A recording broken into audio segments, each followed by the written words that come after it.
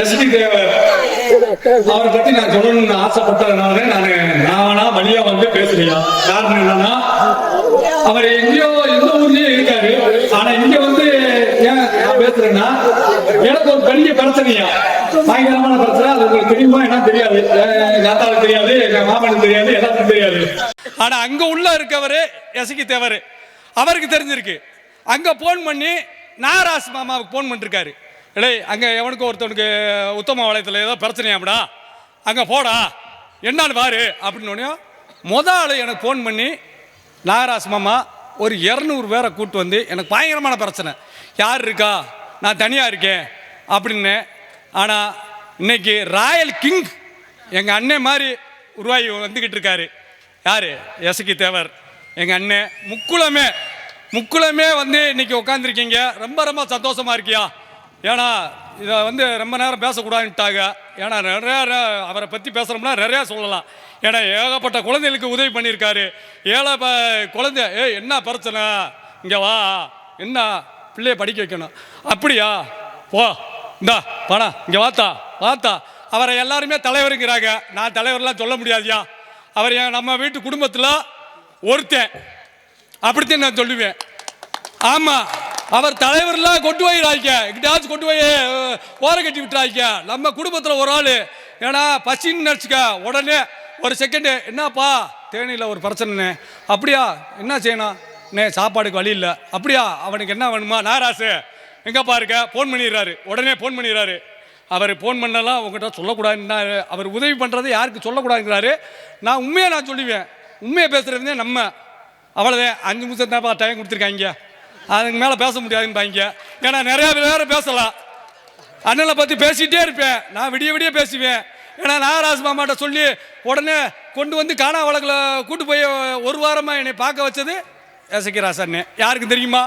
உங்களுக்கு தெரியுமா? என் சொந்தக்காரர்களுக்கு தெரியுமா?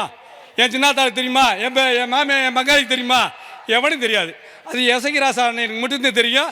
அங்கே போன ஒன்று நாகராஜ் மாமாவை கூப்பிட்டு அவன் சாப்பிட்டானா, அவன் தூங்குனானா 2 தடவை ஃபோன் பண்ணிட்டாரு. என்ன நல்லா இருக்குண்ணே, ஒன்றும் பிரச்சனை இல்லை யாருன்னு, என்னண்ணே நல்லா இருக்குண்ணே, சரிடா உனக்கு எதாவது வேணும்னா அங்கே எதாவது நான் வரணுமா, என்ன நீ வர வேணாம்னே, இப்படியே சொல்லுவேன். அவர் அங்கேருந்து அவர் ஏதோ ஒரு பிரச்சனையில் இருக்காரு. ஆனால் அங்கேருந்து நான் என்னை பார்க்குறதுக்கு தேனிக்கு வரேன்னுக்கிறாரு.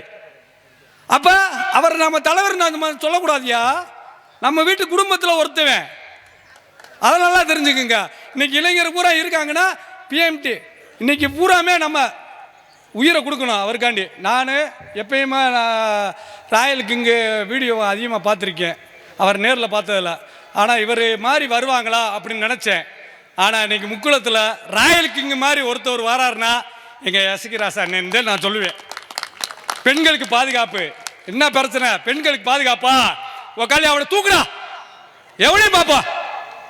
பெண்கள் பாலியத்தொலை பண்ணிட்டான், இல்லை என்னடா பாலியத்தொலை அவனுக்கு என்ன செய்வான் அப்படின்னு வீட்டுக்கு போய் கேட்குறவர். ஒன்று மேடல் நின்று பேசிக்கிட்டே இருக்க மாட்டார். எஸ்கி ராசனை பற்றி சும்மா வந்திருக்காரு தேனிக்குள்ள சின்னமனூரில் மேடையை போட்டு பேசிட்டாருன்னு நினைக்காதீங்க.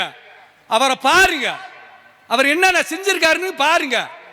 அவர் வீட்டுக்கு போய் என்ன ஒரு வீட்டுக்குள்ளே போய், இப்போ நம்ம வீட்டில் நீ என் சின்னாத்தையும் பெரியாத்தையும் எங்கள் அக்கா மகன் என் தாய் மாமியெல்லாம் உட்காந்துருக்காங்கல்ல, அவங்க வீட்டில் நான் எப்படி கேட்குறேனோ அதே மாதிரி தான் போய் கேட்பாரு. என்னம்மா சாப்பிட்டியா, என்னாச்சு, என்னம்மா பிரச்சனை, என் புருஷன் தண்ணி அடிச்சுட்டு வந்தியா, அவனை செருப்பு குண்டியாடி நான் பார்த்துக்கிறேன், அவன் என்ன பிரச்சனை நான் பார்த்துக்கிறேன் அப்படின்னு கேட்குறவர். நம்ம முக்குளத்திலேயே எல்லா மறவர் கல்லர் சேர்வனு பிரித்து பேச மாட்டார். இலை வாடா மாப்பிள்ள, வாடா பங்காளி, வாடா தம்பி அப்படின்னு பேசுகிற ஒரே ஆள் யாரு? எஸ்கி ராச தேவர். அது எனக்கு புல்லரிக்குது, எனக்கு அழுகு வந்துருச்சு. வந்தோடனே பொன்னாட ஓட்டவுடனே என்ன யாருமே என் சொந்தக்காரி கேட்கலண்ணே, நீ வந்து என்னை கேட்டே அழுகு வந்துருச்சு. இல்லை அழுகாதரா, நீ பேசாமல் போடா அப்படின்பாரு. ரொம்ப ரொம்ப சந்தோஷமாக இருக்குது. எங்கள் மச்சான், என் தாய் மாமே, எங்கள் தாத்தன் எல்லாம் சிரிச்சுக்கிட்டு இருக்காரு. எல்லாருமே என் சொந்தங்களும் இன்னைக்கு ஒத்த வீடுமே ரொம்ப மகிழ்ச்சியாக இருக்குது. இன்னமும் நம்ம வந்து விட்டு கொடுக்கக்கூடாது, பெண்களுக்கு பாதுகாப்பாக இருக்கணும்னு தான் இன்ன வரைக்கும் நான் வீடியோ போட்டுக்கிட்டு இருக்கேன். பணத்துக்காட்டியோ எதுக்காட்டியோ நான் யூடியூப்பில் ஆரம்பிக்கலையா. நிறையா பேர் சொல்லுவாங்க இன்ஸ்டாகிராமில் இவர் போடுறாரு, இவர் பணத்துக்காண்டி ஆசைப்படுறாரு. அந்த இது இல்லை.